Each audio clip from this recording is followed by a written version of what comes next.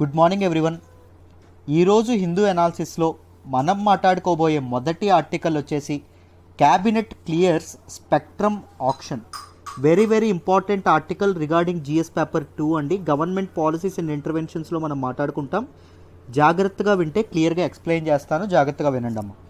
And before analysing this article let me talk about UPSC current affairs course. ఒకసారి UPSC current affairs course గురించి ఒక్కసారి చెప్తాను, ఒకసారి చూడండి. యూపీఎస్సీ కరెంట్ అఫైర్స్ కోర్స్ తీసుకుంటే మీకు ఏమొస్తుంది అంటే డైలీ హిందూ అనాలిసిస్ వస్తుంది. డైలీ హిందూ అనాలిసిస్ యొక్క హ్యాండ్ రిటన్ పీడిఎఫ్ ఏదైతే ఉంటుందో హ్యాండ్ రిటన్ పీడిఎఫ్ వస్తుంది. దాంతోపాటు ఎవ్రీడే కరెంట్ అఫైర్స్ టెస్ట్ ఏదైతే ఉంటుందో మన యాప్లో ఎవ్రీడే కరెంట్ అఫైర్స్ టెస్ట్ అనేది ఇది అవ్వడం అనేది జరుగుతుంది.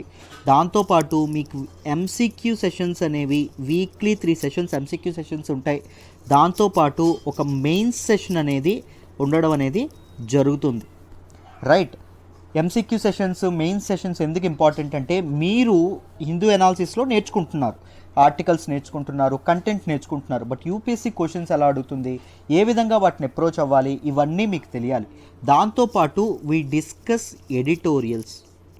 హిందూ ఎనాలిసిస్లో మిస్ అయినటువంటి ఎడిటోరియల్స్ ఏవైతే ఉంటాయో అవి పెయిడ్ వాళ్ళకి రావడం అనేది జరుగుతుందమ్మా.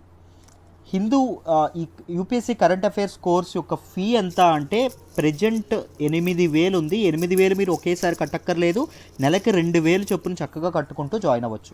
లైఫ్ టైం వ్యాలిడిటీతో వస్తున్నటువంటి కోర్స్.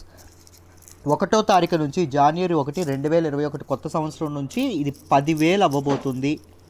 సో ఈలోపే జాయిన్ అవ్వడానికి ప్రయత్నించండి. నేను ఇచ్చే పీడిఎఫ్ అనేది గోల్డ్ మైన్ అండి. మీకు చాలా ఎక్కువ ఇన్ఫర్మేషన్తో డీటెయిల్డ్గా చాలా ఇవ్వడం అనేది జరుగుతుంది. ఎంసీక్యూ సెషన్స్ కానీ మెయిన్ సెషన్స్ కానీ మీకు క్లాస్ రూమ్లోనే రివిజన్ అవ్వడం అనేది జరుగుతుంది. Current affairs you can master current affairs within no time through our course. మీరు జాయిన్ అవ్వాలంటే ఈ నెంబర్కి ఫోన్ చేసి జాయిన్ అవ్వచ్చు అండి. నన్ను నమ్మి జాయిన్ అవ్వండి. మీ నమ్మకం అస్సలు ఒమ్ము కాదు. మీకు వాల్యూ ఎడిషన్ అనేది తప్పకుండా ఉంటుంది. You can trust me on this. ఒక్కసారి మన ఇన్స్టిట్యూట్లో ఆఫర్ చేసే కోర్సెస్ ఒక్కసారి టకటక డిస్కస్ చేసేద్దాం. చూడండి అమ్మా, యూపీఎస్సీ ఇన్ఫినిటీ కోర్స్ మీరు అప్ ఫ్రంట్ సింగిల్ పేమెంట్ చేస్తే 40,000 రూపీస్కి వస్తుంది. 5 ఇన్స్టాల్మెంట్ 45,000, 10 ఇన్స్టాల్మెంట్స్ 50,000. ఇప్పుడు ఉన్నటువంటివి 1వ తారీఖు నుంచి 5,000 పెరిగిపోతున్నాయి. 45,000, 50,000, 55,000 పెరిగిపోవడం అనేది జరుగుతుంది.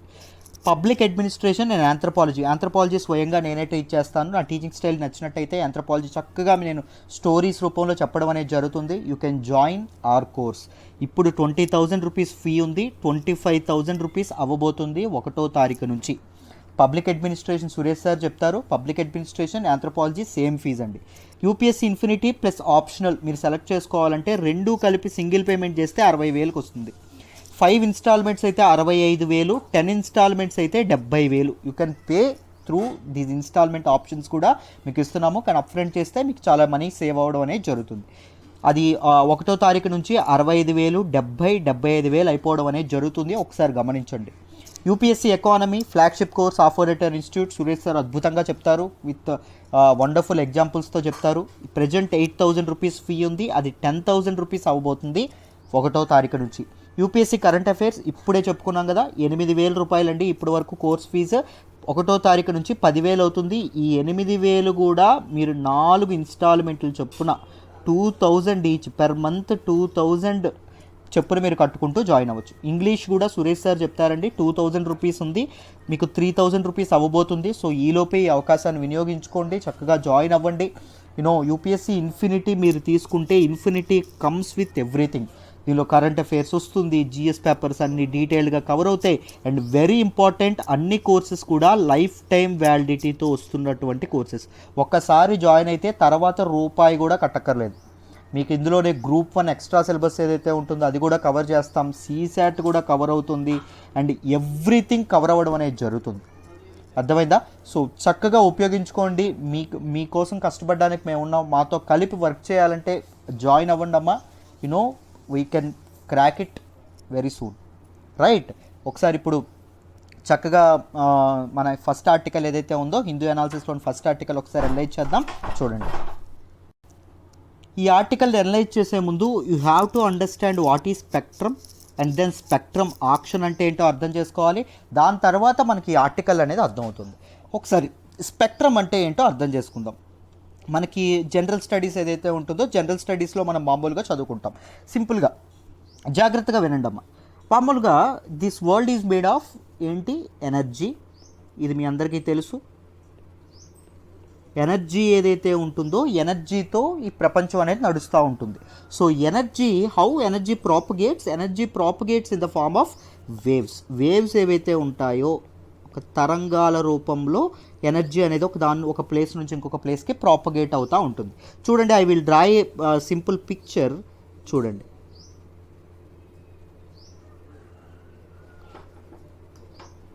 This is a wave form. చూడండి, నేను ఈ వేవ్ ఫామ్ని మొత్తం అంతా సిమెట్రిక్గా గీసానా, ఇక్కడ దూరంగా గీయడం అనేది జరిగింది, అండ్ ఎక్కడికి మీరు వస్తే దగ్గరగా గీయడం అనేది జరిగింది.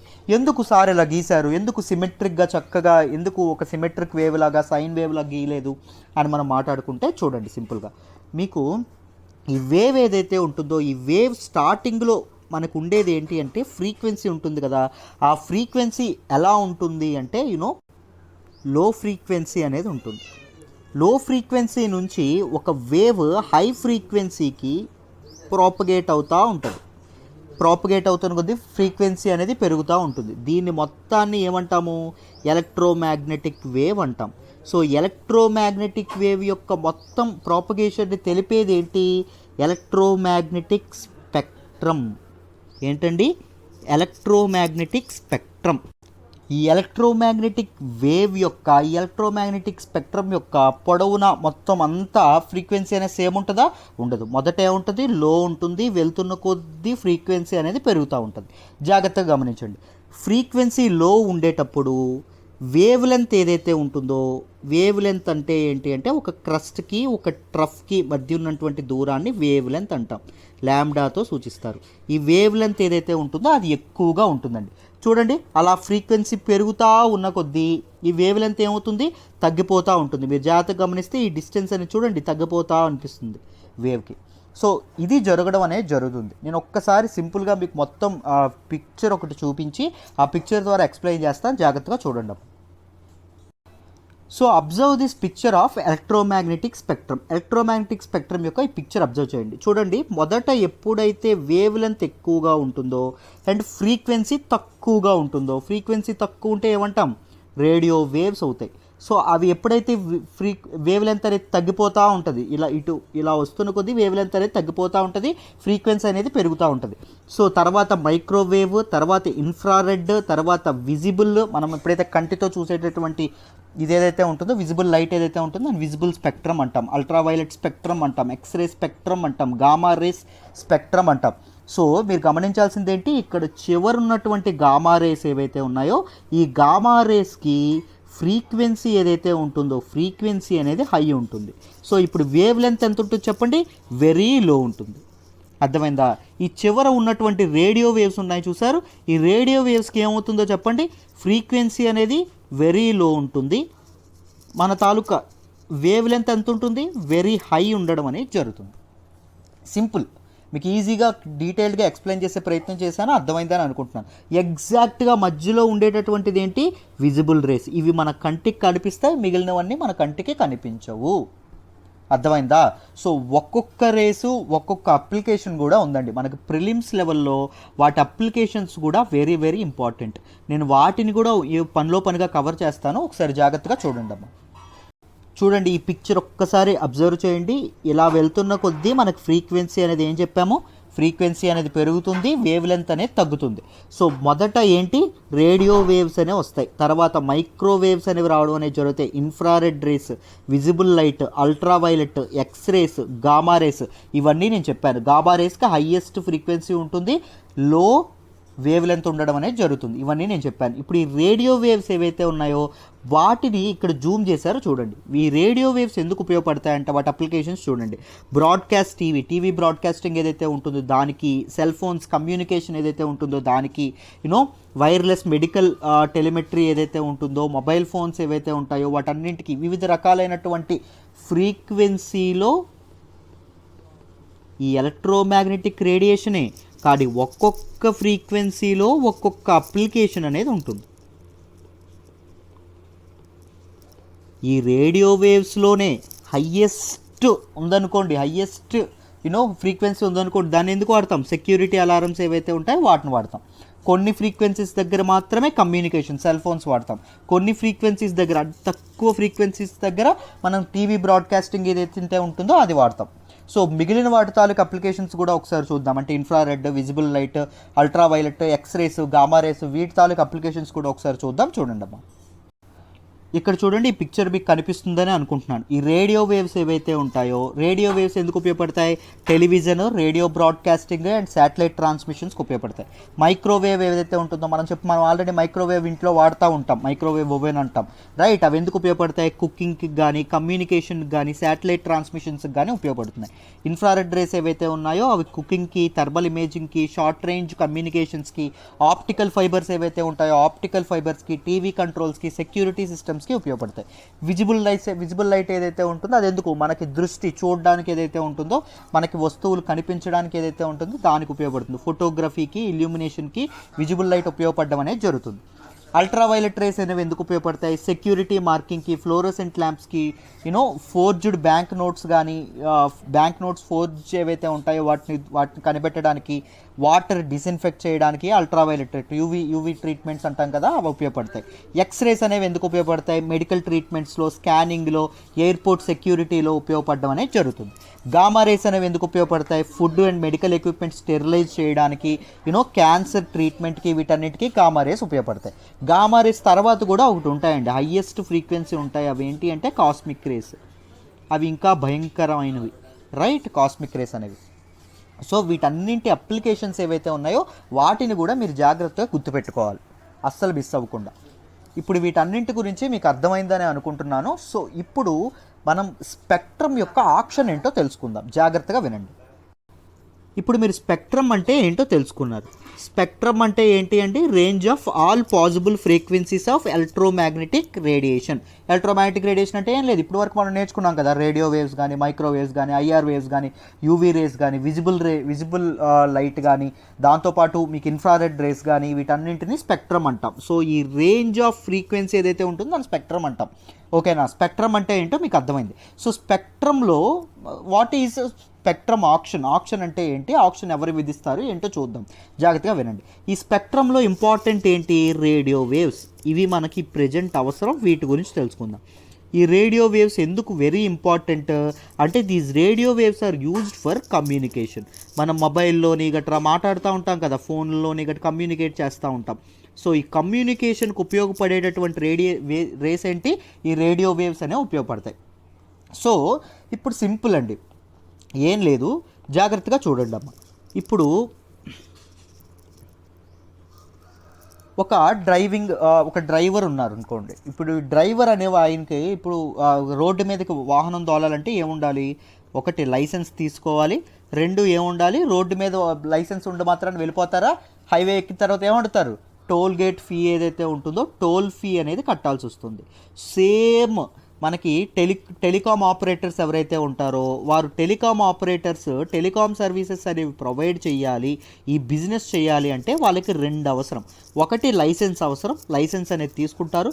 రెండవది ఏంటి? టోల్ ఫ్రీ ఎలా కడతారో అలాగా స్పెక్ట్రమ్ ఫీ ఏదైతే ఉంటుందో స్పెక్ట్రమ్ ఫీ కడతారు. ఈ స్పెక్ట్రమ్ ఫీ అనేది ఎలా కడతారు, ఏ విధంగా కడతారు అంటే ఆక్షన్ ద్వారా కడతారు. అర్థమైందా? అయితే ఎందుకు సార్ స్పెక్ట్రమ్ ఫీ అనేది కట్టాలి? ఎవరికి కడతారు అంటే ఈ టెలికాం ఆపరేటర్స్ అనేవాళ్ళు గవర్నమెంట్ దగ్గర లైసెన్స్ తీసుకుంటారు, గవర్నమెంట్ దగ్గర స్పెక్ట్రమ్ ఫీ అనేది కడతారండి. స్పెక్ట్రమ్ ఆక్షన్ ఫీ అనేది కట్టడం అనేది జరుగుతుంది. ఎందుకు? వితౌట్ లైసెన్సింగ్ సిస్టమ్ అనేది లేకపోతే ఏం జరుగుతుంది? నేషనల్ సెక్యూరిటీకి థ్రెట్ అనేది ఏర్పడుతుంది.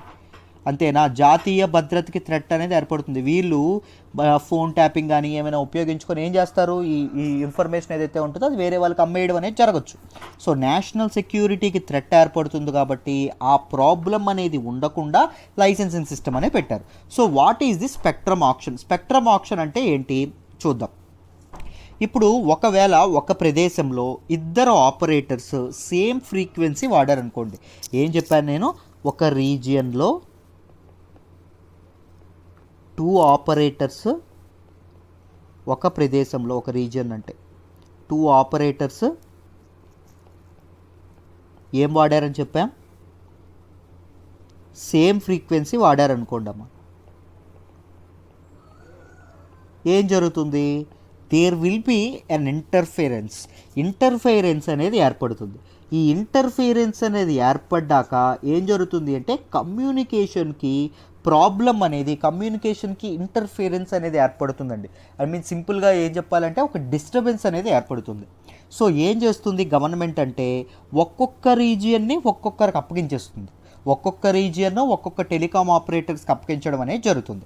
సో గవర్నమెంట్ ఏం చేసింది, మొత్తం భారతదేశాన్ని, ఇండియాని 22 టెలికాం సర్కిల్స్గా విడదీసింది.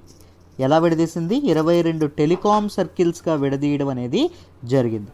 ఈ 22 టెలికాం సర్కిల్స్ ఏవైతే ఉన్నాయో ఈ 22 టెలికాం సర్కిల్స్ని ఒక్కొక్క సర్కిల్ని ఒక్కొక్క టెలికాం ఆపరేటర్కి ఉపయోగించడం అనేది జరుగుతుంది.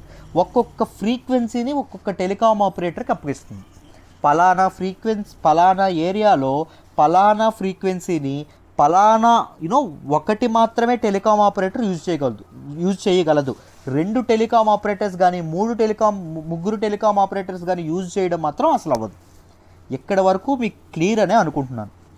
వై గవర్నమెంట్ ఆప్షన్ స్పెక్ట్రమ్ని ఎందుకు ఆప్షన్ పెడుతుందో మీకు అర్థమైంది అనుకుంటున్నాను. ఈ ఆప్షన్లో భాగంగా ఏమి ఆప్షన్ చేస్తారు, దేనికి వేలం వేస్తారండి? స్పెక్ట్రమ్కి వేలం వేస్తారు. సింపుల్గా స్పెక్ట్రమ్ అంటే ఏంటి? ఫ్రీక్వెన్సీస్ ఏవైతే ఉంటాయో డిఫరెంట్ ఫ్రీక్వెన్సీస్ని వేలం వేస్తారు. కొన్ని ఫ్రీక్వెన్సీస్ కొన్ని ఆపరేటర్స్కి, కొన్ని ఫ్రీక్వెన్సీస్ ఇంకొన్ని ఆపరేటర్స్కి అప్పగించడం అనేది జరుగుతుంది. అర్థమైందా? సో స్పెక్ట్రమ్ ఆప్షన్ అంటే ఏంటో మీకు డీటెయిల్డ్గా అర్థమైందని అనుకుంటున్నాను. ఇప్పుడు న్యూస్లోకి ఏమొచ్చిందో చెప్తాను, డీటెయిల్డ్గా వినండి అమ్మ. ఇప్పుడు న్యూస్లోకి ఏమొచ్చింది అంటే అమ్మ, యూనియన్ క్యాబినెట్ ఏదైతే ఉంటుందో, మన యూనియన్ గవర్నమెంట్ ఏదైతే ఉంటుందో వాళ్ళు they approved option of 2251.25 megahertz spectrum. ఇంత ఫ్రీక్వెన్సీని విలువ చేసేటటువంటి స్పెక్ట్రమ్ ఏదైతే ఉంటుందో దాన్ని వేలం వేయడం అనేది జరిగింది. అట్ ద రిజర్వ్ ప్రైస్, దీనికి రిజర్వ్ ప్రైస్ ఎంత పెట్టారు అంటే 3.92 lakh crores రిజర్వ్ ప్రైస్ పెట్టడం అనేది జరిగింది. సో దీనివల్ల ఏం జరుగుతుంది, దీనివల్ల బెనిఫిట్స్ ఏంటి, వీటన్నింటినీ మాట్లాడదాం. So spectrum in the frequency bands A bands నమ్మారు అంటే చూడండి, ఏ బ్యాండ్స్ని వేలం వేయబోతున్నారు అంటే 700 మెగాహెడ్జ్ ఏదైతే ఉంటుందో 700 మెగాహెడ్జ్, 800 మెగాహెడ్జ్, 900 ఇవన్నీ దేనిలోనూ అండి రేడియో వేవ్స్ తాలూకు ఫ్రీక్వెన్సీ అండి. మీరు జాగ్రత్తగా గమనిస్తే 1800 megahertz and 2100 megahertz, 2300 megahertz, 2500 megahertz ఇవేవైతే ఉన్నాయో వీటి మొత్తాన్ని 20 ఏళ్ళకి ఆప్షన్కి ఇది చేయడం అనేది జరిగింది. 20 ఇయర్స్కి వేలం అనేది పెట్టడం అనేది జరిగిందమ్మ. ఈ ఆప్షన్ అనేది అంటే నోటిఫికేషన్ అనేది రిలీజ్ చేస్తామని చెప్పారు.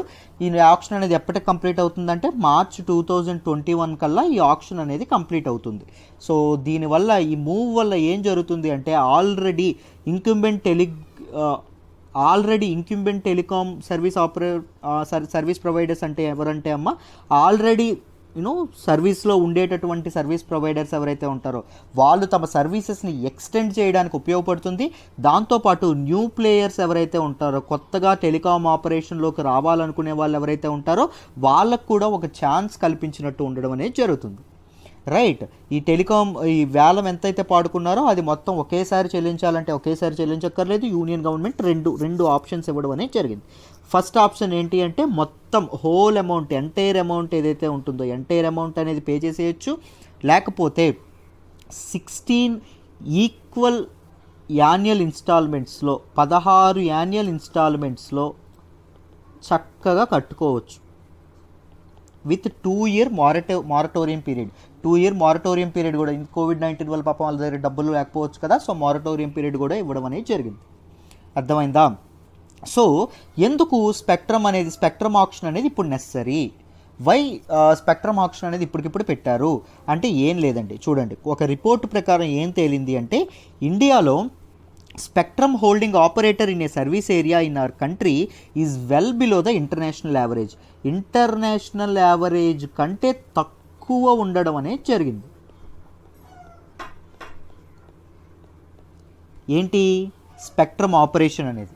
ఒక సర్వీస్ ఏరియాలో స్పెక్ట్రమ్ ఆపరేషన్ అనేది, స్పెక్ట్రమ్ యూటిలైజేషన్ అనేది ఇంటర్నేషనల్ యావరేజ్ కంటే తక్కువగా ఉండడం అనేది జరిగింది. అర్థమైందా? సో అందుకోసం అని చెప్పి ఇది చేయడం అనేది జరిగిందా. So what will be the benefits, దీనివల్ల ఉపయోగాలు ఏంటి, స్పెక్ట్రమ్ ఆప్షన్ వల్ల బెనిఫిట్స్ ఏంటి ఇప్పుడు తీసుకురావడం వల్ల అంటే 4G సర్వీసెస్ ఏవైతే ఉన్నాయో 4G సర్వీసెస్ ఎక్స్టెండ్ అవ్వడం అనేది జరుగుతుంది. స్పెక్ట్రమ్ హోల్డింగ్ అనేది పెరుగుతుందండి. స్పెక్ట్రమ్ హోల్డింగ్ అనేది పెరిగి 4G సర్వీసెస్ అనేవి ఎక్కువగా పెరగడం అనేది, ఎక్స్టెండ్ అవ్వడం అనేది జరుగుతుంది. దాంతోపాటు టెలికాం సర్వీసెస్ యొక్క క్వాలిటీ ఏదైతే ఉంటుందో టెలికాం సర్వీసెస్ యొక్క క్వాలిటీ కూడా పెరగనుంది. దాంతోపాటు 4G పెనట్రేషన్ ఏదైతే ఉంటుందో 4G కొంత మేరకే ఆగిపోయింది. ఇప్పటికీ 3G ఫోన్స్ 2G ఫోన్స్ వాడే వాళ్ళు ఉన్నారు. సో 4G పెనట్రేషన్ ఏదైతే ఉంటుందో 4G పెనట్రేషన్ పెరుగుతుంది. దాంతోపాటు ఇంకా 3G ఏదైతే ఉంటుందో 3G ఎవరైతే వాడుతున్నారో వాళ్ళందరూ 4Gకి మైగ్రేట్ అయ్యే ఛాన్సెస్ కూడా ఉన్నాయి. So these are the benefits of this spectrum auction. అర్థమైందా? సో ఆర్టికల్లో చెప్పిందంతా డీటెయిల్డ్గా డిస్కస్ చేయడం అనేది జరిగిందమ్మా. మీ అందరికీ మొత్తం అర్థమైందని అనుకుంటున్నాము. హోల్ ప్రిలిమ్స్ మెయిన్స్ లెవెల్లో మొత్తం అంతా డిస్కస్ చేశాము. I hope you understand this article in great detail. Let's move to the next article అమ్మా. మనం మాట్లాడుకోబోయే నెక్స్ట్ ఆర్టికల్ వచ్చేసి communication satellite to be launch today. Very very important article regarding GS paper 3 అండి. Science and టెక్నాలజీలో మాట్లాడుకుంటాం, చాలా జాగ్రత్తగా వినాలి, క్లియర్గా ఎక్స్ప్లెయిన్ చేస్తాను. ఇస్రో అనేది CMS-01 అనేటటువంటి ఒక కమ్యూనికేషన్ శాటిలైట్ని ఇండియాస్ వర్క్ హార్స్ అంటాము, లేదా ఇస్రోస్ వర్క్ హార్స్ అంటాము. ఏంటంటే అది PSLV-50. దీని ద్వారా లాంచ్ చేయడం అనేది జరుగుతుంది. ఎప్పుడు లాంచ్ చేస్తున్నారు అంటే December 17th లాంచ్ చేయడం అనేది జరుగుతుంది. ఇది ఒరిజినల్గా ఎప్పుడు లాంచ్ చేయాలి అంటే December 14th లాంచ్ చేయాలమ్మా. December 14th లాంచ్ చేయాలి. కానీ యాడ్వర్స్ వెదర్ కండిషన్స్ ఏవైతే ఉన్నాయో ప్రతికూల వాతావరణ పరిస్థితులు ఏవైతే ఉంటాయో దాని కారణంగా 14th నుంచి 17thకి పోస్ట్పోన్ చేయడం అనేది జరిగింది. అర్థమైందా? సో ఈ CMS-01 ఏదైతే ఉంటుందో దీని గురించి కొన్ని ఫ్యాక్ట్స్ చూద్దాము, జాగ్రత్తగా వినండి అమ్మా. This is a communication satellite, to be precise India's 42nd communication satellite అండి. This is 52nd mission of ISRO యొక్క 52nd మిషన్ అండి ఇది. దీని ఎక్స్పెక్టెడ్ లైఫ్ టైం ఎంత అంటే 7 years లైఫ్ పీరియడ్తో ఇది పనిచేయడం అనేది జరుగుతుంది. రైట్, ఇట్ ఈస్ CMS-01 అని చెప్పి దీన్ని ఎందుకు అన్నాము అంటే it is first in a new series of communication satellite by India after INSAT and GSAT. INSAT and GSAT తర్వాత ఆ తరహా కమ్యూనికేషన్ శాటిలైట్ ఏంటి అంటే ఈ CMS-01. ఇది ఏం చేస్తుంది అంటే 2011లో మన ఇస్రో లాంచ్ చేసినటువంటి GSAT-12 ఏదైతే ఉంటుందో దాన్ని రిప్లేస్ చేయడం అనేది జరుగుతుంది. This communication satellite is a geostationary satellite అండి. జియోస్టేషనరీ శాటిలైట్ అంటే ఏంటమ్మా? జియోస్టేషనరీ ఆర్బిట్లో ప్రయాణించేటటువంటి శాటిలైట్ని మనం జియోస్టేషనరీ శాటిలైట్ అంటాం. జియోస్టేషనరీ ఆర్బిట్ అంటే ఏంటమ్మా? ఏం లేదు, మనకు సింపుల్గా చెప్పాలి అంటే నేను చాలాసార్లు ఆర్బిట్స్ యొక్క డిఫరెంట్ కైండ్స్ ఆఫ్ ఆర్బిట్స్ని ఈజీగా ఎక్స్ప్లెయిన్ చేశాను. ఇది ఎర్త్ అనుకోండి. Okay, let's think this is our earth. ఈ ఎర్త్ యొక్క ఈక్వేటర్ గుండా పాస్ అయ్యేటటువంటి, ఇది ఎర్త్ యొక్క ఈక్వేటర్కి ఎదురుగా, ఈక్వేటర్ జస్ట్ తల మీద ఉండేటటువంటి ఆర్బిట్ ఏదైతే ఉంటుందో దానిని జియోస్టేషనరీ ఆర్బిట్ అంటాం. జియోస్టేషనరీ ఆర్బిట్ అన్నామంటే ఇంకొక ఆర్బిట్ అనేది ఉండాలి కదా. చాలా కైండ్స్ ఆఫ్ ఆర్బిట్స్ ఉంటాయి. మీకు ఇక్కడ పోల్ ఏదైతే ఉంటుందో పోల్ నుంచి ఇలా వెళ్ళేటటువంటి పోల్స్ గుండా ప్రయాణించేదాన్ని పోలార్ ఆర్బిట్ అంటాం. అర్థమైందా? ఇంకా చాలా ఆర్బిట్స్ ఉంటాయండి మనకి. లో earth orbits, medium earth orbits, geostationary orbits, highly elliptical orbits, ఇలా చాలా ఉండడం అనేది జరుగుతుంది. సో జియోస్టేషనరీ ఆర్బిట్ అంటే మీకు అర్థమైందనే అనుకుంటున్నాను. రైట్, సో చూడండి ఇది ఎందుకు ఉపయోగపడుతుంది అంటే ముఖ్యంగా దీని అప్లికేషన్ అనేది దేనిలో ఉంది అంటే అమ్మ డిజాస్టర్ మేనేజ్మెంట్ ఏదైతే ఉంటుందో disaster management and next satellite internet connection ఏదైతే ఉంటుందో శాటిలైట్ ఇంటర్నెట్ కనెక్షన్లో భాగంగా కూడా ఇది ఉపయోగపడడం అనేది జరుగుతుంది. అర్థమైందా? So what are communication satellites in the first place? Communication satellites అంటే ఇంతకీ మీనింగ్ ఏంటి? కమ్యూనికేషన్ శాటిలైట్స్ అంటే ఏంటి అంటే they are used for communicating over large డిస్టెన్సెస్లో కమ్యూనికేట్ చేసుకోవడానికి, ఫోర్కాస్ట్స్ కానీ లేకపోతే మనకి ఇప్పుడు రేడియో వేవ్స్ ఏవైతే ఉంటాయో వాటిని ట్రాన్స్మిట్ చేసి మనకి కమ్యూనికేషన్కి ఫెసిలిటేట్ చేయడం కానీ, మొబైల్ నెట్వర్క్స్ అనేవి పనిచేసేలా చూడడం కానీ, డైరెక్ట్ బ్రాడ్కాస్టింగ్ కానీ, వీటన్నింటికీ ఉపయోగపడడం అనేది జరుగుతుంది. 2 టైప్స్ ఉంటాయి మామూలుగా కమ్యూనికేషన్ శాటిలైట్స్. ఒకటి ఇన్సాట్ ఏదైతే ఉంటుందో ఇన్సాట్, ఇంకొకటి ఏంటి జీసాట్ ఏదైతే ఉంటుందో జీసాట్. ఇన్సాట్ అంటే ఏంటమ్మా, ఇండియన్ నేషనల్ శాటిలైట్ సిస్టమ్స్. ఇది దేనిలో ఉంటుంది? మామూలుగా జియో స్టేషనరీ ఆర్బిట్స్ ఏవైతే ఉంటాయో జియో స్టేషనరీ ఆర్బిట్స్లో దీన్ని ఇది చేయడం అనేది జరుగుతుంది.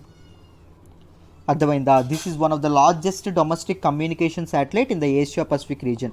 ఏషియా పసిఫిక్ రీజియన్లోనే one of the largest communication satellite ఏంటి అంటే INSAT. INSAT is very important satellite, జాగ్రత్తగా గుర్తుపెట్టుకోవాలి. వీలైతే దీని గురించి ఫ్యాక్ట్స్ అనేవి జాగ్రత్తగా నోట్ చేసుకోండి అమ్మ.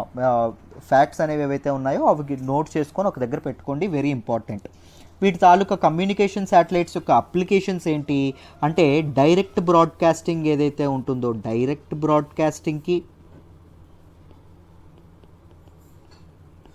దాంతోపాటు మొబైల్ ఫోన్ కమ్యూనికేషన్ ఏదైతే ఉంటుందో మొబైల్ ఫోన్ కమ్యూనికేషన్కి, నెక్స్ట్ డిజాస్టర్ మేనేజ్మెంట్ ఏదైతే ఉంటుందో డిజాస్టర్ మేనేజ్మెంట్కి, టెలికమ్యూనికేషన్ లింక్స్ అనేవి పర్ఫెక్ట్గా ఏర్పడడానికి, సీమ్లెస్ కమ్యూనికేషన్ అనేది ఎన్ష్యూర్ అవ్వడానికి టెలికమ్యూనికేషన్ లింక్స్ అనేవి కరెక్ట్గా ఉండాలి. Point to point telecommunication links కోసం, వీటన్నింటి కోసం ఈ కమ్యూనికేషన్ శాటిలైట్స్ ఏవైతే ఉంటాయో అవి ఉపయోగపడడం అనేవి జరుగుతుంది. So these are the facts that you should remember about this article. ఈ ఆర్టికల్ మీకు ఇన్ డీటెయిల్ అర్థమైందనే అనుకుంటున్నాను. ఏ శాటిలైట్ అయితే ఇస్రో లాంచ్ చేస్తుంది దాని తాలూకా ఫ్యాక్ట్స్ ఇవన్నీ అర్థమయ్యాయి అనుకుంటున్నాను. Right, let's move to the next article అమ్మ. మనం మాట్లాడుకోబోయే నెక్స్ట్ ఆర్టికల్ వచ్చేసి India goes down 2 ranks in human development index. Human development index ఏదైతే ఉంటుందో ఇండియాలో దానికి రీసెంట్గా రిలీజ్ చేయడం అనేది జరిగింది UNDP. సో దానిలో ఇండియా ర్యాంక్ అనేది టూ ర్యాంక్స్ అనేది కిందకి వెళ్ళిందని చెప్పారంట. దీని గురించి మాట్లాడదాం, డీటెయిల్గా డిస్కస్ చేద్దాం, జాగ్రత్తగా వినండి. దీన్ని మనం GS పేపర్ 2లో మాట్లాడుకుంటాం. మీరు జాగ్రత్తగా వింటే క్లియర్గా అర్థమైపోతుందమ్మా, జాగ్రత్తగా వినండి. First let us understand what is human development index. Human development index అంటే ఏంటి అనేది తెలుసుకుందాం, జాగ్రత్తగా వినండి. నేను ఎప్పుడూ చెప్పేదే ఇండెక్స్ అంటే ఏంటి, సూచి, ఏదో ఒకదాన్ని సూచిస్తుంది, ఏదో ఒకదాన్ని చూపిస్తుంది. ఇండెక్స్ అంట ఏదో ఒకదాన్ని చూపిస్తుంది. దేన్ని చూపిస్తుంది? ఇక్కడ హ్యూమన్ డెవలప్మెంట్ని చూపిస్తుంది. వాట్ ఈజ్ హ్యూమన్ డెవలప్మెంట్ అంటే మానవ అభివృద్ధి అంటున్నారు సింపుల్గా. అసలు ఏంటి హ్యూమన్ డెవలప్మెంట్ అంటే జాగ్రత్తగా వినండి. ఇప్పుడు దిస్ లైఫ్, మనిషి లైఫ్ ఏదైతే ఉంటుందో, హ్యూమన్ లైఫ్ ఏదైతే ఉంటుందో, human life is full of very బిజీగా ఉంటుంది.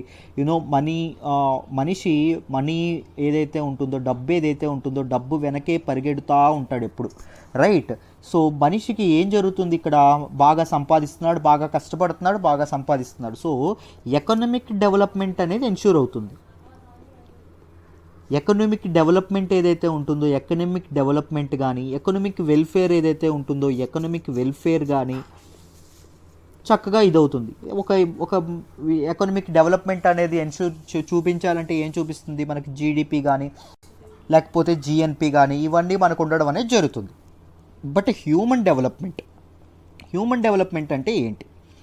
మనిషి యొక్క లైఫ్ స్టాండర్డ్స్ అనేవి డబ్బు సంపాదిస్తున్నాడు కరెక్టే, కానీ అతని జీవన ప్రమాణాలు అనేవి మారుతున్నాయా? మనిషి ముందు కంటే ఇప్పుడు బాగా బతకగలుగుతున్నాడా? మనిషి డిఫరెంట్ డెవలప్మెంట్ మెజర్స్ ఏవైతే ఉంటాయో తను దీనిలో అవన్నీ ఇదవుతున్నాడా? లైఫ్ ఎక్స్పెక్టెన్సీ అనేది పెరుగుతుందా? ఇన్ఫాంట్ మార్టాలిటీ రేట్ ఏదైతే ఉంటుందో తగ్గించగలుగుతున్నాడా? మెటర్నల్ మార్టాలిటీ రేట్ ఏదైతే ఉంటుందో తగ్గించగలుగుతున్నాడా? లిటరసీ రేట్, తనకి ఇప్పుడు చదువుకుంటే లైఫ్ స్టాండర్డ్స్ అనేవి పెరుగుతాయి. సో లిటరసీ రేట్స్ అనేవి పెంచుకోగలుగుతున్నాడా? పెర్ క్యాపిటా GDP అనేది పెరుగుతుందా లేదా? సో ఈ ఓవరాల్ కాంప్రహెన్సివ్ హ్యూమన్ డెవలప్మెంట్, మనిషి యొక్క డెవలప్మెంట్ ఏదైతే ఉంటుందో దాని గురించి చెప్పేది ఏంటి? Human development index. Human Development Index is one of the most prominent indices on which countries are rated to define the trend of development and the scope of improvement. దేశం కరెక్ట్గా ఎలా ఇదవుతుంది. ఎకనామిక్ డెవలప్మెంట్ అనేది కేవలం development కాదండి. Economic డెవలప్మెంట్తో పాటు ఉండేది ఏంటి కావాల్సింది, రైట్, మనిషి లైఫ్ స్టాండర్డ్స్, జీవన ప్రమాణాలు ఏవైతే ఉన్నాయో దానిలో కూడా ఇది ఉండాలి, ఇంప్రూవ్మెంట్ అనేది కనిపిస్తూ ఉండాలి. దాన్ని తెలిపేది ఏంటి, కాంప్రహెన్సివ్ ఇండెక్స్ ఏంటి, హ్యూమన్ డెవలప్మెంట్ ఇండెక్స్. దీన్ని ఎవరండి రిలీజ్ చేస్తారు, హ్యూమన్ డెవలప్మెంట్ ఇండెక్స్. యూపీఎస్సికి ఇలాంటి క్వశ్చన్స్ చాలా ఇష్టం అండి. మీకు ఏ రిపోర్ట్ ఎవరు ఇది చేస్తారు, రిలీజ్ చేస్తారు అనేది వెరీ వెరీ ఇంపార్టెంట్, మీరు జాగ్రత్తగా చదువుకోవాలి. హ్యూమన్ డెవలప్మెంట్ ఇండెక్స్ని ఎవరు ఇచ్చేస్తారు, యుఎన్డిపి రిలీజ్ చేయడం అనేది జరుగుతుంది. యునైటెడ్ నేషన్స్ డెవలప్మెంట్ ప్రోగ్రామ్ ఏదైతే ఉంటుందో వాళ్ళు రిలీజ్ చేయడం అనేది జరుగుతుంది. దీన్ని ఫస్ట్ ఎవరండి రిలీజ్ చేశారు అంటే 1990లో దీన్ని ఫస్ట్ రిలీజ్ చేయడం అనేది జరిగింది. First released by Indian economist అయినటువంటి అమర్త్య సేన్ గారు, పాకిస్తానీ ఎకనమిస్ట్ అయినటువంటి మహబూబుల్ హక్ ఎవరైతే ఉంటారో వీళ్ళిద్దరూ కలిసి దీన్ని ఫార్ములేట్ చేయడం అనేది, యుఎన్డిపి ఏదైతే ఉంటుంది, హ్యూమన్ డెవలప్మెంట్ ఇండెక్స్ ఏదైతే ఉంటుందో దాన్ని ఇది చేయడం అనేది జరిగింది. So it is a snapshot of average national performance in human development. ఒక దేశం అనేది హ్యూమన్ డెవలప్మెంట్, మనిషి యొక్క అభివృద్ధిలో, మానవ అభివృద్ధిలో ఒక దేశం యొక్క స్థితి పురోగతులను చెప్పేటటువంటిది ఏంటి అంటే హ్యూమన్ డెవలప్మెంట్ ఇండెక్స్. అర్థమైందా? So it is a broad and prism for viewing human progress. మనిషి యొక్క ప్రోగ్రెస్ని కరెక్ట్గా చూపించేది ఏంటి అంటే human development index. These are the facts that you should remember about this human development index. అర్థమైందా? అయితే ఇప్పుడు ఒకసారి చూడండి అమ్మ. ఇప్పుడు సింపుల్గా indicators for human development. Human డెవలప్మెంట్ని చూపించేటటువంటి ఇండికేటర్స్ ఏంటి, ఏ ప్రాతిపదికన హ్యూమన్ డెవలప్మెంట్ ఇండెక్స్ అనేది చూపిస్తారు అంటే చూడండి, హ్యూమన్ డెవలప్మెంట్ ఇండెక్స్ ర్యాంక్ ఏదైతే ఉంటుందో అదొకటి, దాంతోపాటు లైఫ్ ఎక్స్పెక్టెన్సీ ఏదైతే ఉంటుందో life expectancy, infant mortality rate ఏదైతే ఉంటుందో infant mortality rate, maternal mortality rate ఏదైతే ఉంటుందో maternal mortality rate, adult literacy rate ఏదైతే ఉంటుందో adult literacy rate, percentage of population below poverty line అంటే దారిద్ర్య రేఖకి దిగువ ఉన్నటువంటి పాపులేషన్ ఎంత ఉన్నారు ఒక కంట్రీలో, ఇది కూడా హ్యూమన్ డెవలప్మెంట్ని చూపిస్తుంది. పెర్ క్యాపిటా జీడిపి ఏదైతే ఉంటుందో పెర్ క్యాపిటా జీడిపి కూడా హ్యూమన్ డెవలప్మెంట్ని చూపించడం అనేది జరుగుతుంది. అర్థమైందా? These are the indices that show us about human development. మానవాభివృద్ధిని చూపించడం అనేది జరుగుతుంది. సో ఇప్పుడు న్యూస్లోకి ఏమొచ్చిందో చూద్దాము, ఒకసారి జాగ్రత్తగా వినండి అమ్మ.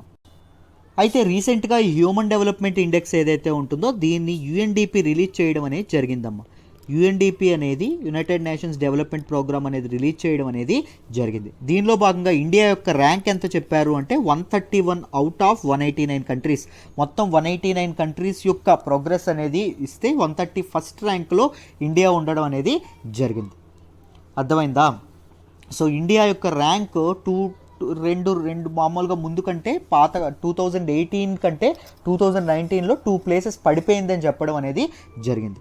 Of course it's green impact ఏదైతే ఉంటుందో అంటే మనకి ప్రకృతి కోసం న్యాచురల్ రిసోర్సెస్ అనేవి యూజ్ చేయడం, కార్బన్ ఎమిషన్స్ కానీ వీటన్నింటిని కేటగరైజ్ చేసుకుంటే వీటన్నింటిని క్రైటీరియాగా తీసుకుంటే రీసెంట్గా ఇప్పటి నుంచే తీసుకుంటున్నారు హ్యూమన్ డెవలప్మెంట్ ఇండెక్స్ క్యాలిక్యులేట్ చేయడంలో. ఎందుకంటే ఏం చెప్పామండి, రైట్, ఓన్లీ హ్యూమన్ డెవలప్మెంట్ అంటే ఎకనామిక్ గ్రోత్ ఒక్కటేనా కాదు, సస్టైనబుల్ డెవలప్మెంట్ కూడా. హ్యూమన్ డెవలప్మెంట్ ఎలా ఉండాలి, సుస్థిరంగా ఉండాలి. సుస్థిరాభివృద్ధిని కూడా సాధించడం కూడా ఒక లక్ష్యం, మానవ లక్ష్యంగా పెట్టుకున్నాం, రైట్. సో సస్టైనబుల్ డెవలప్మెంట్ అనేది ఎప్పుడు అచీవ్ చేస్తాము, కార్బన్ ఎమిషన్స్ ఏవైతే ఉంటాయో కార్బన్ ఎమిషన్స్ అనేవి తగ్గించినప్పుడు, దాంతోపాటు న్యాచురల్ రిసోర్సెస్ ఏవైతే ఉంటాయో న్యాచురల్ రిసోర్సెస్ని సక్రమంగా చక్కగా ఖర్చు పెట్టినప్పుడు, సరిగ్గా వినియోగించినప్పుడు మనం సస్టైనబుల్ డెవలప్మెంట్ని అచీవ్ చేయడం అనేది జరుగుతుంది. అర్థమైందా? సో ఇప్పుడు ఏం చేస్తున్నారు, మనకి గ్రీన్ ఇంపాక్ట్ ఏదైతే ఉంటుందో గ్రీన్ ఇంపాక్ట్ని కూడా దీనిలోకి తీసుకుంటున్నారు. దీనిలోకి తీసుకొని ర్యాంక్స్ అనేవి అడ్జస్ట్ చేస్తే ఇండియా అనేది 8 ర్యాంక్స్ అనేది పైకి వెళ్ళొచ్చు అని చెప్పడం అనేది జరుగుతుంది. బికాజ్ ఇండియా మీకు ఆల్రెడీ తెలుస్తూనే ఉంటుంది, కార్బన్ ఎమిషన్స్లో కానీ పొల్యూషన్ని తగ్గించడంలో కానీ ఇండియా అనేది చాలా చాలా ముందడుగు వేస్తుందండి. ఇండియా అనేది చాలా కష్టపడడం అనేది జరుగుతుంది, చాలా మంచి ప్రోగ్రెస్ అనేది సాధించడం అనేది జరుగుతుంది. For the first time, the United Nations Development Program introduced a new metric. ఏంటండి ఆ metric? Planetary pressures adjusted HDI. Planetary pressures adjusted HDI ఒకవేళ ఇది క్యాలిక్యులేట్ మామూలు హెచ్డిఏ క్యాలిక్యులేట్ చేస్తే 2 ప్లేసెస్ తక్కువైంది. ఈ ప్లానెటరీ ప్రెజర్స్ అడ్జస్టెడ్ హెచ్డిఐ అనేది కన్సిడర్ చేస్తే 8 ప్లేసెస్ అనేవి పైకి వెళ్ళబోతుంది, ఇంప్రూవ్ అవ్వబోతుంది అని చెప్పడం అనేది జరిగింది. ఈ గ్రీన్ ఇంపాక్ట్ ఏంటి, దీనిలో ఏం క్యాలిక్యులేట్ చేస్తారు అంటే ఫాజిల్ ఫ్యూయల్స్ అనేది ఏ మేరకు వాడుతున్నారు, దాంతోపాటు మెటల్స్ ఏవైతే ఉంటాయో, లోహాలు ఏవైతే ఉంటాయో అవి ఏ మేరకు వాడుతున్నారు, అదర్ న్యాచురల్ రిసోర్సెస్ ఏవైతే ఉన్నాయో అదర్ న్యాచురల్ రిసోర్సెస్ని ఎలా కన్జర్వ్ చేస్తున్నారు, వీటన్నింటినీ తీసుకోవడం అనేది జరుగుతుంది. వీటన్నింటినీ దీనిలోకి అకౌంట్లోకి తీసుకోవడం అనేది జరుగుతుంది. The country the tops HDI top అయింది ఏంటి అంటే నార్వే అండి. ఫస్ట్ ర్యాంక్ వచ్చింది ఏంటి, నార్వే. బట్ ఈ మెట్రిక్ ఏదైతే ఉంటుందో planetary pressures adjusted HDI metric ఏదైతే ఉందో దాన్ని క్యాలిక్యులేట్ చేస్తే ఇది 15 ప్లేసెస్ అనేది తగ్గిపోతుందంట. అర్థమైందా? If green metric used Ireland will top the list. ఈ గ్రీన్ మెట్రిక్ యూజ్ చేసిన తర్వాత ఎవరండి టాప్ వస్తారు, ఐర్లాండ్ అనేది టాప్ రాబోతుంది అని చెప్పడం అనేది జరిగింది. అర్థమైందా? నెక్స్ట్ చూడండి అమ్మ, ఇఫ్ ఈ ప్లానెటరీ ప్రెజర్స్ అడ్జస్టెడ్ హెచ్డిఐ పిహెచ్డిఐ అన్నారండి. ఈ కొత్త మెట్రిక్ ఏదైతే ఉంటుందో దాన్ని పిహెచ్డిఐ అన్నారు. ఈ పిహెచ్డిఐ మెజర్ అనేది యూజ్ చేస్తే ఏం చెప్పారు అంటే almost 50 countries very high human development group ఏదైతే ఉంటుందో దాని నుంచి బయటకు వచ్చేస్తాయండి.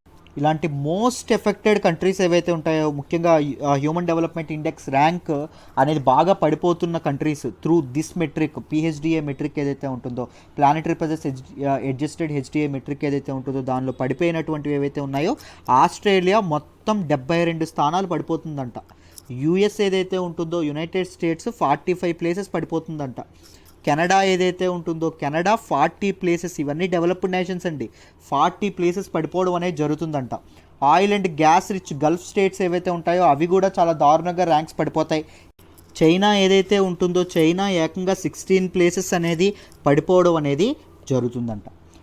చైనా యొక్క టెరిటోరియల్ ఎమిషన్స్ ఏవైతే ఉంటాయో, టెరిటోరియల్ ఎమిషన్స్ అంటే carbon emissions that were evolved with in the boundary, ఆ కంట్రీ యొక్క జ్యూరిస్డిక్షన్లో, ఆ కంట్రీ యొక్క సావరెంటీలో, ఆ కంట్రీ యొక్క అండర్లో జ్యూరిస్డిక్షన్లో ఉన్నటువంటి ఏవైతే టెరిటోరీస్ ఏవైతే ఉంటాయో ఆ టెరిటోరీస్లో ఎమిషన్స్ ఏవైతే ఉంటాయో వచ్చినటువంటి ఎవాల్వ్ అయినటువంటి ఎమిషన్స్, ఆ ఎమిషన్స్ని టెరిటోరియల్ ఎమిషన్స్ అంటాం. సో చైనా యొక్క టెరిటోరియల్ ఎమిషన్స్ కంటే నెట్ ఎమిషన్స్ ఏవైతే ఉంటాయో అవి 34% లో ఉండడం అనేది జరిగింది అని చెప్పారండి.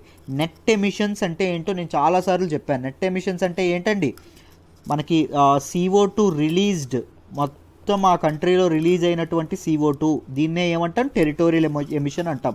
మైనస్ ఇదేంటండి CO2 అబ్జార్బ్డ్, అంటే త్రూ ఫారెస్ట్లోనే కన్స్ట్రక్ట్ చేయడం కానీ లేకపోతే డిఫరెంట్ మెజర్స్ వల్ల కానీ ఏవైతే సింక్స్ మనం కార్బన్ సింక్స్ అంటామో వాటిని, రైట్. సో వాటి ద్వారా ఏవైతే CO2 అబ్జార్బ్ అవుతుందో ఒక కంట్రీలో దాన్ని ఇది ఈక్వల్ టు ఏమవుతుంది, నెట్ ఎమిషన్స్ అవుతుంది.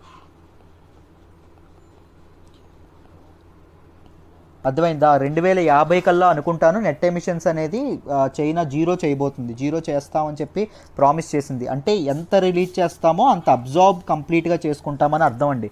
అసలు పూర్తిగా రిలీజ్ చేయమని కాదు. CO2 ఎంత ఎమిషన్స్ అవుతున్నాయో అది కంప్లీట్గా అబ్జార్బ్ చేయడానికి సరైనటువంటి దాన్ని ఏమంటాం, మీరు జాగ్రత్తగా గమనిస్తే కార్బన్ సింక్స్ ఏవైతే ఉన్నాయో కార్బన్ సింక్స్ అనేవి ఏర్పాటు చేయడం కానీ డిఫరెంట్ ఇవనేవి తయారు చేయడం కానీ వాటి ద్వారా చేస్తారు అని చెప్పడం అనేది జరిగిందమ్మ.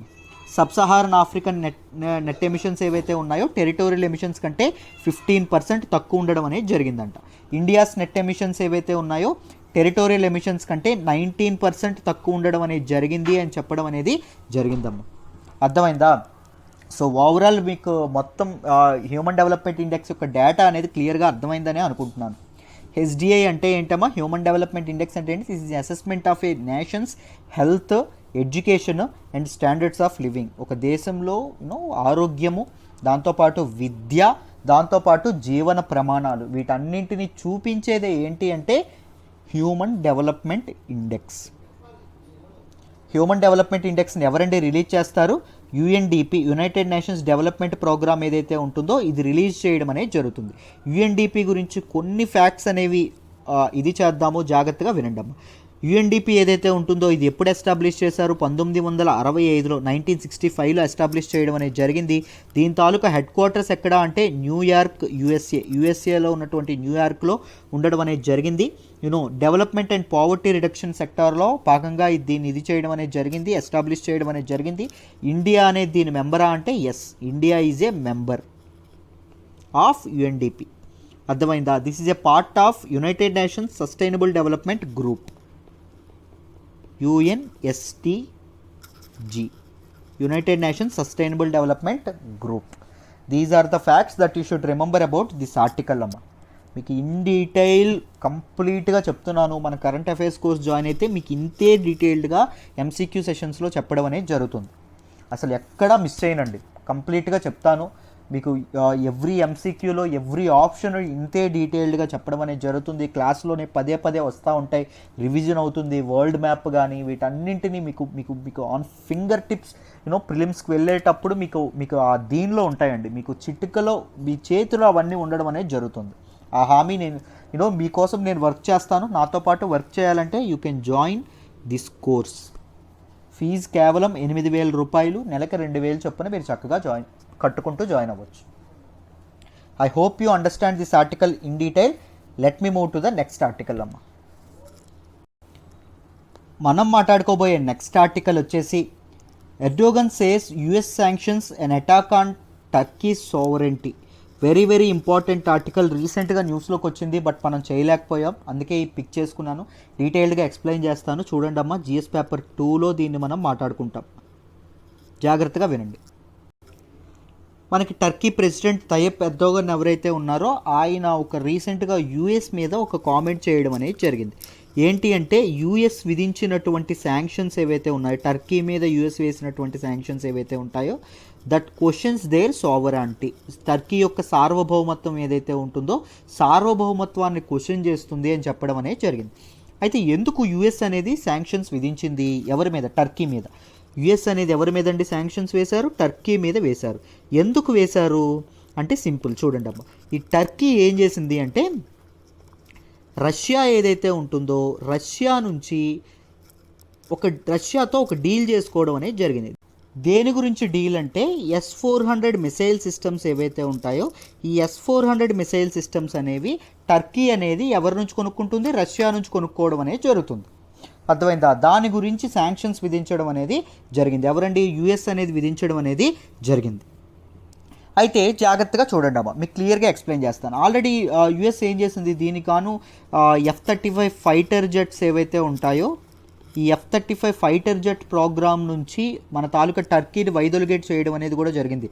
అంటే ప్రోగ్రామ్ నుంచి ఇది అవ్వడం అంటే ఏంటి అంటే టర్కీ అనేది యుఎస్కి F-35 అమ్ముతుంది. సో F-35 మేము కొనుక్కోమని చెప్పడం అనేది జరిగింది. ఎవరు? యూఎస్. ఎందుకు అంటే రష్యా నుంచి వాళ్ళు ప్రొక్యూర్ చేసుకుంటున్నారు S-400, మాకు అది నచ్చట్లేదు అని చెప్పడం అనేది జరిగింది. సో దీనికి బదులుగా టర్కీ యొక్క ప్రెసిడెంట్ ఏం చెప్పారు అంటే even though we're US and ourselves, మేము ఎవరు? Turkey and US are NATO members అండి. మీకు నార్త్ అట్లాంటిక్ ట్రీటీ ఆర్గనైజేషన్ ఏదైతే ఉంటుందో ఎప్పుడండి లాంచ్ చేశారు దీన్ని? 1949లో. కమ్యూనిస్ట్ పార్టీలు ఏవైతే ఉంటాయో కమ్యూనిస్ట్ గవర్నమెంట్స్కి వ్యతిరేకంగా, ముఖ్యంగా ఇంకా దీనిగా చెప్పాలంటే సోవియట్ యూనియన్, అప్పటి సోవియట్ యూనియన్ ఏదైతే ఉంటుందో దాని నుంచి సేవ్ చేసుకునేందుకు దీన్ని లాంచ్ చేయడం అనేది, నాటోని లాంచ్ చేయడం అనేది, నాటోని ఎస్టాబ్లిష్ చేయడం అనేది జరిగింది ఈ ఇన్స్టిట్యూషన్ని, రైట్. సో ఈ నాటోకి this is a military coalition అండి బిట్వీన్ డిఫరెంట్ కంట్రీస్. సో ఈ నాటోలో మేము ఇద్దరం ఎలైస్ అయినప్పటికీ యుఎస్ అనేది మా మీద ఈ డెసిషన్ తీసుకుంది. సో యుఎస్ తాలూకా ఇదేంటి అంటే their main goal is to block the advances our country started in the defence industry recently. డిఫెన్స్ ఇండస్ట్రీలో మేము పురోగతి సాధిస్తున్నాము, అది చూడలేక యుఎస్ అనేది ఈ నిర్ణయం తీసుకుంది, దాన్ని అణిచివేయడానికి యుఎస్ అనేది నిర్ణయం తీసుకుంది అని చెప్పడం అనేది జరిగింది. ఇంతకీ మరి యుఎస్ టర్కీ మీద శాంక్షన్స్ ఎందుకు విధించింది? రష్యా నుంచి ఇది చేస్తే శాంక్షన్స్ అనేవి విధించాలా? అసలు దాని సంగతి ఏంటి అంటే చూడండి అమ్మ, రీసెంట్గా మనకి యుఎస్ అనేది ఏం చేసింది అంటే క్యాట్సా యాక్ట్ ఏదైతే ఉంటుందో దీన్ని ఎనాక్ట్ చేయడం అనేది జరిగింది. ఏంటి సార్ ఈ క్యాట్సా యాక్ట్ అంటే? Countering America's adversaries through sanctions act ఈ యాక్ట్ని తీసుకురావడం అనేది జరిగింది. ఎప్పుడండి? 2017లో తీసుకొచ్చారు. దీనిలో భాగంగా ఏంటి? సింపుల్, కౌంటరింగ్ అమెరికాస్ అడ్వర్సరీస్, అమెరికాకి వ్యతిరేకులుగా ఉన్న కంట్రీస్. ఏ ఏ కంట్రీస్ అవి? Iran, north Korea and Russia. ఈ మూడు ఏవైతే ఉన్నాయో ఈ మూడు అమెరికాకి యొక్క అడ్వర్సరీస్. సో వీళ్ళతో డీల్ ఏవైనా చేసుకుంది అనుకోండి, ఏ కంట్రీ అయినా, వాళ్ళ మీద శాంక్షన్స్ అనేవి విధించాలి అనేటటువంటి యాక్ట్. ఇరాన్ మీద, నార్త్ కొరియా అండ్ రష్యా, వీళ్ళతో ఏ కంట్రీ అయినా తన మిత్రదేశం అయినప్పటికీ ఒకవేళ డీల్ చేసుకున్నారనుకోండి, ఏదైనా డీల్ చేస్తే ఏమవుతుంది? శాంక్షన్స్ అనేవి విధిస్తారు. మన ఇండియా కూడా 2011లో చేసుకున్నప్పటికీ ఇండియాకి ఈ శాంక్షన్స్ వేవ్ ఆఫ్ అనేది రావడం అనేది జరిగిందమ్మా. ఇండియా మీద శాంక్షన్స్ పడలేదు, కానీ 2011లో ఇండియా రష్యా నుంచి S-400 ప్రొక్యూర్ చేసుకుంది, బట్ ఇండియా మీద పడలేదు. బట్ టర్కీ ఏదైతే ఉంటుందో టర్కీ మీద మాత్రం యుఎస్ అనేది తన శాంక్షన్స్ విధించడం అనేది జరిగింది. అర్థమైందా? సో ఆ శాంక్షన్స్ ఏవైతే విధించారో దాని గురించి మాట్లాడుతూ ఏం చెప్పారు అంటే, మన తాలూకా ఎందుకు విధించారు అంటే సింపుల్, యూఎస్ కాంగ్రెస్ ఏదైతే ఉంటుందో యూఎస్ కాంగ్రెస్ రీసెంట్గా 2021 నేషనల్ డిఫెన్స్ ఆథరైజేషన్ యాక్ట్ ఏదైతే ఉంటుందో, this was related to US defence spending అండి, ఎంత స్పెండ్ చేయాలి ఏంటి అని, దీన్ని పాస్ చేయడం అనేది జరిగింది. దీనిలో భాగంగానే టర్కీ మీద శాంక్షన్స్ విధించడం అనేది జరిగింది.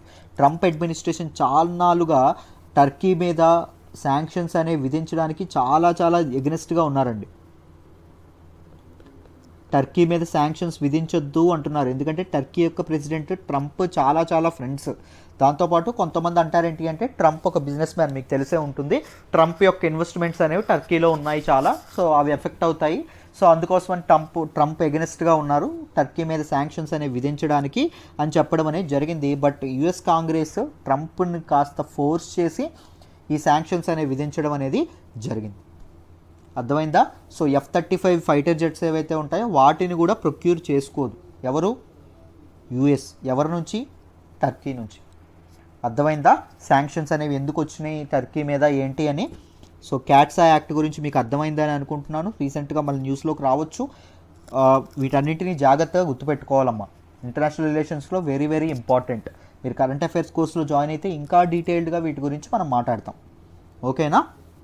Right. I hope you understand this article in great detail. And మర్చిపోయా, S-400 ఏదైతే ఉంటుందో ఈ మిసైల్ సిస్టమ్ యొక్క రేంజ్ ఎంతో ఒకసారి నాకు కామెంట్ బాక్స్లో తెలియజేయండి, చూస్తాను ఎంతవరకు తెలుసో మీ అందరికీ. రైట్. ఇప్పుడు ఒక్కసారి నాటో ఏదైతే ఉంటుందో దాని గురించి కొన్ని ఫ్యాక్ట్స్ అనేవి చూద్దాం ప్రిలిమ్స్ లెవెల్లో. ఒకసారి చూడండి అమ్మా. నాటో ఇది ఎప్పుడండి ఎస్టాబ్లిష్ చేశారు? 1949లో. ఎందుకండి పర్పస్? మన తాలూకా కమ్యూనిస్ట్ పార్టీస్ ఏవైతే ఉన్నాయో, కమ్యూనిస్ట్ గవర్నమెంట్స్ ఏవైతే ఉన్నాయో, ముఖ్యంగా సోవియట్ యూనియన్కి ఎగెనెస్ట్గా దీన్ని ఇది చేయడం అనేది జరిగింది. సోవియట్ యూనియన్కి వ్యతిరేకంగా దీన్ని ఎస్టాబ్లిష్ చేయడం అనేది జరిగింది. ఈ నాటోకి అఫీషియల్ లాంగ్వేజెస్ ఏంటండి? రెండు ఏంటండి? English and French. అర్థమైందా? మొత్తం మెంబర్ కంట్రీస్ ఎన్ని ఉన్నాయండి? 29 ఉండడం అనేది జరిగింది. అర్థమైందా? సో కలెక్టివ్ డిఫెన్స్ ఏదైతే ఉంటుందో దాని గురించి చెప్పేటటువంటి నాటో ఆర్టికల్ ఏంటి? Very important. ఆర్టికల్ 5 అండి, గుర్తుపెట్టుకోండి. This talks about collective defence, collective military operations. జాగ్రత్తగా గుర్తుపెట్టుకోవాలి. And number of members without an army, అంటే ఈ 29 మెంబర్లో ఆర్మీ లేని మెంబర్ ఏంటి అంటే ఒకటే ఉంది, అదేంటి అంటే Iceland.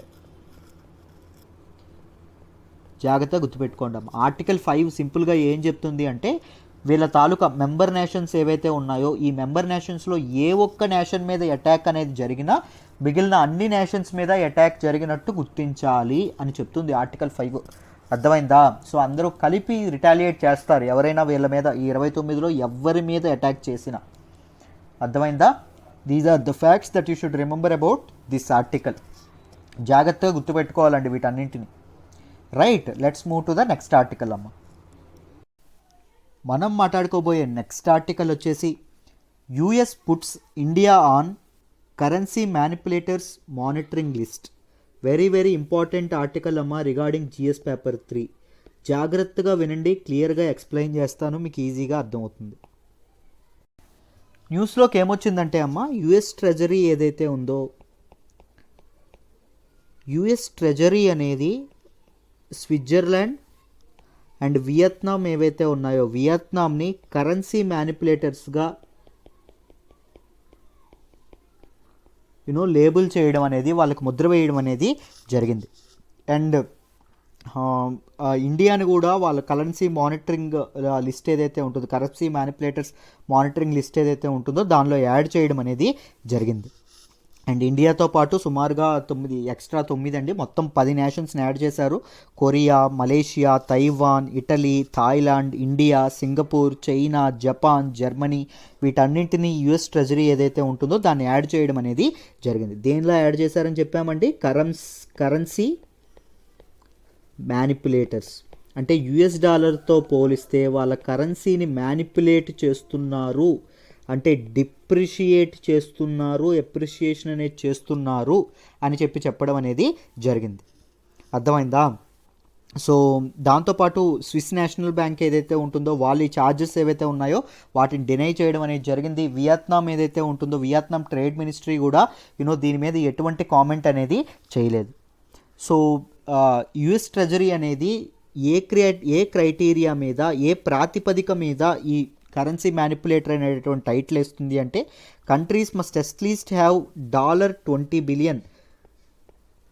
యూఎస్తో bilateral trade surplus 20 billion కంటే ఎక్కువ ఉంటాయి. ట్రేడ్ సర్ప్లస్ అనేది ఎప్పుడు ఉంటుందండి ఒక కంట్రీకి? 2 కంట్రీస్ మధ్య. ఇప్పుడు ఇండియాకి యూఎస్తో ట్రేడ్ సర్ప్లస్ ఉంది అంటే అర్థం ఏంటి అంటే మన ఎక్స్పోర్ట్స్ అనేవి ఎక్కువ ఉన్నాయి, మనం యుఎస్ నుంచి ఇంపోర్ట్స్ అనేవి తక్కువ చేసుకుంటున్నాం. అప్పుడు మనకి ట్రేడ్ సర్ప్లస్ ఏదైతే ఉంటుందో ట్రేడ్ సర్ప్లస్ ఉండడం అనేది జరుగుతుంది.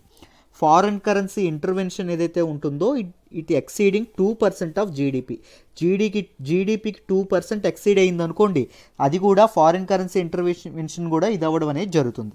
Global current account surplus exceeding 2% of GDP. Global current account surplus ఏదైతే ఉంటుందో అది కూడా 2% ఆఫ్ జీడిపికి, ఆ కంట్రీ జీడిపి కంటే 2% ఎక్కువ ఉందనుకోండి, అప్పుడు కూడా కరెన్సీ మ్యానిపులేటర్ కింద మన యుఎస్ ట్రెజరీ ఏదైతే ఉంటుందో అది లేబుల్ చేయడం అనేది జరుగుతుందమ్మా. యుఎస్ ట్రెజరీ ఏదైతే ఉంటుందో అది లేబుల్ చేయడం అనేది జరుగుతుంది. So what is currency manipulation? Currency manipulation అంటే ఏంటి? కరెన్సీ మ్యానిపులేషన్ గురించి మీరు తెలుసుకోవాలంటే మీరు సింపుల్గా చెప్తున్నాను, కరెన్సీ డెప్రిసియేషన్, రూపీ డిప్రిసియేషన్ అనే కాదు, కరెన్సీ డెప్రిసియేషన్, కరెన్సీ ఎప్రిసియేషన్ అనే దాన్ని మీరు తెలుసుకోవాలండి.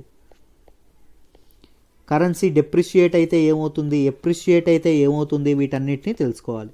మనం చాలాసార్లు వింటూ ఉంటాం కరెన్సీ డిప్రిషియేట్ అయింది, లేకపోతే రూపాయి అనేది బలహీనపడింది, రూపాయి అనేది బలపడింది, వీటన్నిటి గురించి చాలాసార్లు వింటూ ఉంటాం.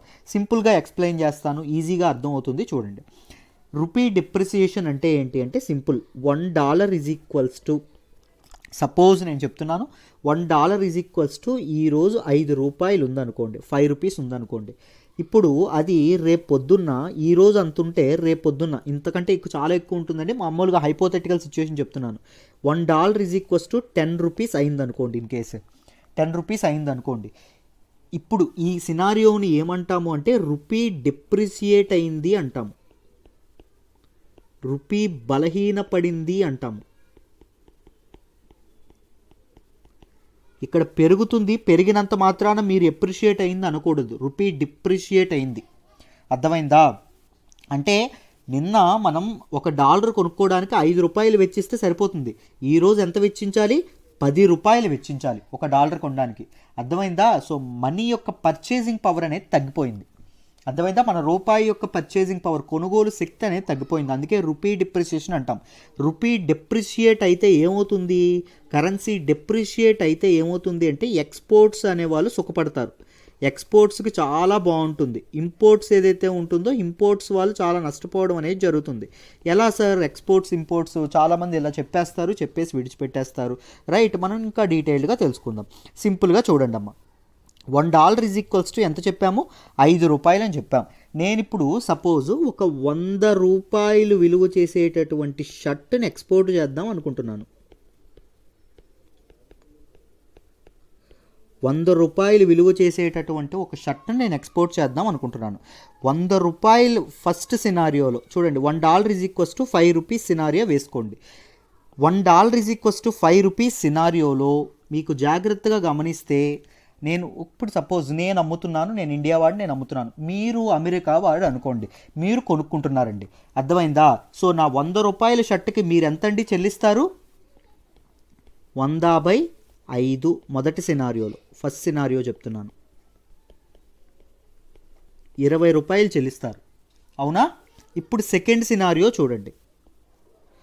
నాది 100 రూపాయల చొక్కానే, నేను రేటు మార్చలా, కానీ రూపాయి బలహీన పడిపోయింది. ఎంత అయింది ఈసారి? రూపాయి 10 అయింది. ఇప్పుడు ఎంతండి అవుతుంది? $10. ఇది రూపాయలు కాదు, ఇది డాలర్లు అండి. మీరు ఎంతండి? $20 చెల్లించాలి. ఇప్పుడు ఎంతండి? $10 చెల్లిస్తే సరిపోతుంది. చూడండి, నా వస్తువులు చవక అయిపోయినాయి. అప్పుడు మీరు ఏం చేస్తారు? ఒకటి కొనుక్కోవాల్సింది పోయి 2-3 కొనుక్కుంటారు. కానీ నాకు వచ్చేది ఏమైనా తగ్గుతుందా? నాకు వచ్చే డబ్బులు మాత్రం చక్కగా ఉంటాయి. అర్థమైందా? సో ఎక్స్పోర్ట్స్ ఏవైతే ఉంటాయో ఎక్స్పోర్ట్స్ అనేవి పెరుగుతాయి. దేనివల్ల పెరుగుతాయండి ఎక్స్పోర్ట్స్? రూపీ అనేది, కరెన్సీ అనేది డిప్రిషియేట్ అయితే పెరుగుతాయి. ఒక కంట్రీ ఎక్స్పోర్ట్స్ పెంచుకోవడానికి చైనా ఈ మధ్య వాడినటువంటి వ్యూహం అదే. చైనాని అందుకే లాస్ట్ టైం యుఎస్ ట్రెజరీ అనేది కరెన్సీ మ్యానిపులేటర్గా లేబుల్ చేయడం అనేది జరిగింది. అర్థమైందా? సో ఈ మ్యానిపులేషన్ కోసం, ఈ ఎక్స్పోర్ట్స్ అనేవి పెంచుకోవడం కోసం వాళ్ళ తాలూకా బ్యాలెన్స్ ఆఫ్ పేమెంట్స్ ఏవైతే ఉంటాయో, బ్యాలెన్స్ ఆఫ్ పేమెంట్స్ పెంచుకోవడం, బ్యాలెన్స్ ఆఫ్ పేమెంట్స్ సరి చేసుకోవడం అంటే ఏంటి అంటే ఎక్స్పోర్ట్స్ పెంచుకోవడం అండి. ఎక్స్పోర్ట్స్ పెంచుకోవడం ఏదైతే ఉంటుందో, కరెంట్ అకౌంట్ బ్యాలెన్స్ ఏదైతే ఉంటుందో దాన్ని పెంచుకోవడానికి ఏం చేస్తాయి కంపెనీస్ అంటే ఎక్స్పోర్ట్స్ ఇంక్రీజ్ చేస్తాయి. ఎక్స్పోర్ట్స్ ఇంక్రీజ్ చేయడానికి మార్గం ఏంటి? వాటి తాలూకా ఓన్ కరెన్సీని డెప్రిషియేట్ చేసుకుంటాయి. వాటి తాలూకా కరెన్సీని వాటికవే డెప్రిషియేట్ చేసుకోవడం అనేది జరుగుతుంది. సో ఇది ఫెయిర్ కాంపిటీషన్కి ఇదవుతుందా? కాంపిటీషన్ అనేది ఇదవుతుంది. ఇప్పుడు నీ వస్తువు చాలా చవకగా దొరుకుతున్నందుకు అమెరికాలో నీ వస్తువును కొంటారు, పక్క దేశాల వాళ్ళు కొంటారా? కొనరు.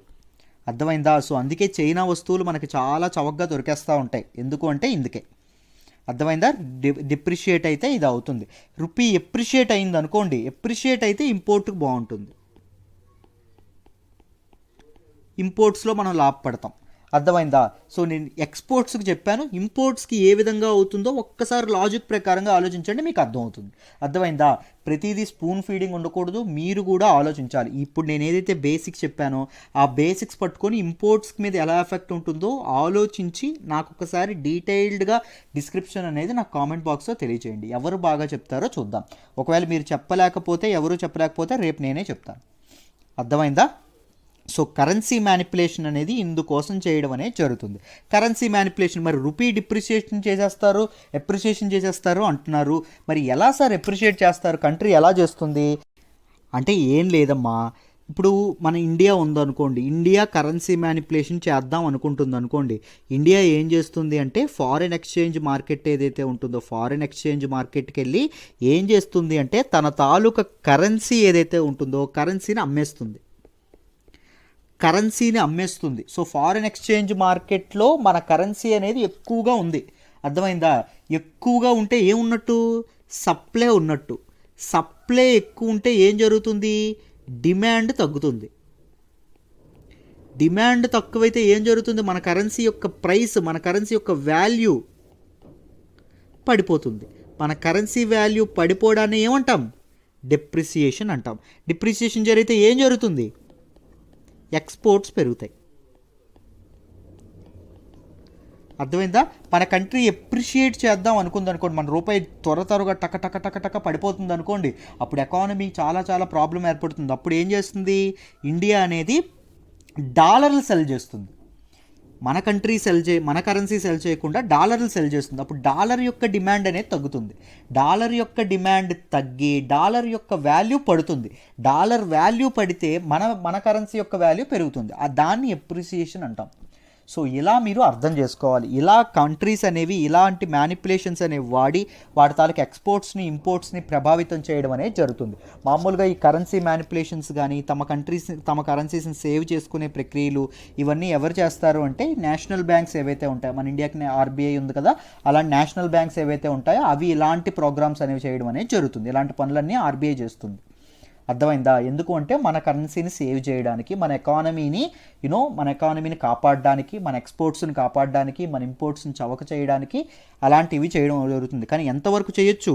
ఫెయిర్ కాంపిటీషన్ అనేది ఎన్ష్యూర్ అయ్యేంత వరకు చేయొచ్చు. కాంపిటీషన్ అనేది పాడైందా, కరెక్ట్గా లేదా, ఎక్స్పోర్ట్స్ అనేవి నీ కంట్రీ ఎక్స్పోర్ట్స్ కోసం నువ్వు విపరీతంగా డిప్రిషియేట్ చేస్తున్నావా, అది చాలా తప్పు. సో అప్పుడు ఎవరు ఎంటర్ అవుతారు, వరల్డ్ ట్రేడ్ ఆర్గనైజేషన్ కానీ ఇలాంటివి ఏవైతే ఉంటాయో అవన్నీ ఎంటర్ అవ్వడం అనేది జరుగుతుంది. Very simple. సో మీకు అర్థమైందని అనుకుంటున్నాను. ఏమాత్రం చిన్న కన్ఫ్యూజన్గా ఉంటే మళ్ళీ ఒక్కసారి వెనక్కి వెళ్ళి చూడండి, మీకు ఈజీగా అర్థమైపోతుంది. ఇలా డీటెయిల్డ్గా మీరు ఏమైనా తెలుసుకోవాలనుకుంటే you can join UPSC current affairs course అండి. నన్ను నమ్మి జాయిన్ అవ్వండి. మీ నమ్మకం ఒమ్ము కాదు. జస్ట్ 8,000 రూపాయలే, 1వ తారీఖు నుంచి 10,000 అవుతుంది. ఆలోచించండి, ఆలోచించి జాయిన్ అవ్వండి అమ్మ. డీటెయిల్డ్ హ్యాండ్ రిటర్న్ పీడిఎఫ్ ఇస్తాను. ఎంసీక్యూ సెషన్స్ ఉంటాయి, మెయిన్ సెషన్ అనేది ఉంటుంది, యూనో కరెంట్ అఫైర్స్ టెస్ట్ అనేది ఉంటుంది, ఎడిటోరియల్స్ అనేవి డిస్కస్ చేయడం జరుగుతుంది. మీకు చాలా చాలా వాల్యూ ఎడిషన్ ఉంటుంది. నన్ను నమ్మి జాయిన్ అవ్వండి, మీ నమ్మకం ఒమ్ము కాదు. Thank you so much. This is all about today's Hindu analysis అమ్మ. మళ్ళీ రేపు కలుద్దాం. బాయ్.